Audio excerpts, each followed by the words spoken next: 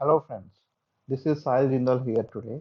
Now we have this question and this question is from the Pre-RMO 2017. Pre-RMO is the stage 1 of Indian Mathematics Olympiad which contain really good question of mathematics. Now let's see this question. Find the number of positive integers n such that square root of n plus square root of n plus 1 is less than or equal to 11.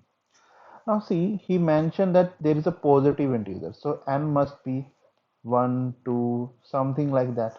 And can take these values. Now there one method is that I will put these values and check which value satisfies or which value does not satisfy.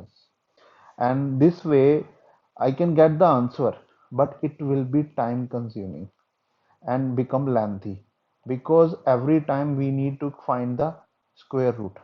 Like if I put the 2, I have to find the square root of 3, here I have to find the square root of 2. If I put 3, then again I have to find square root of some other number.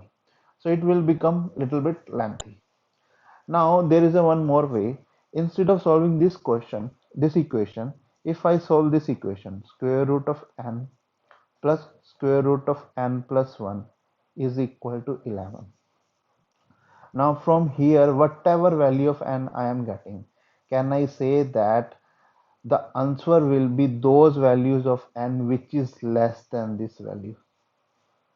I can say that because here inequality sign is less. I can say that now.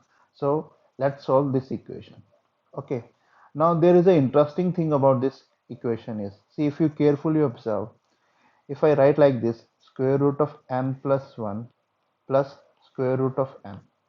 If I multiply it with minus sign, square root of n plus 1 minus square root of n, what I am getting is n plus 1 minus n, which comes out to be 1. See how amazing this is. And we know that its value is 11.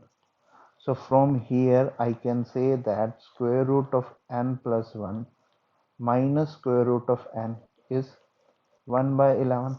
Well and fine. Now put that another equation also. Square root of n plus 1 plus square root of n is equal to 11.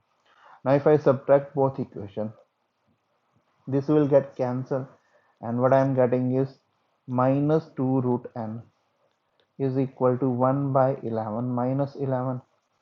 Or I further simplify it, then I will get 2 times square root of n is equal to 11 minus 1 by 11, or I can say 120 by 11. So from here I am getting n square root of n is 60 by 11, or I can say that n is what, 3600 divided by 121.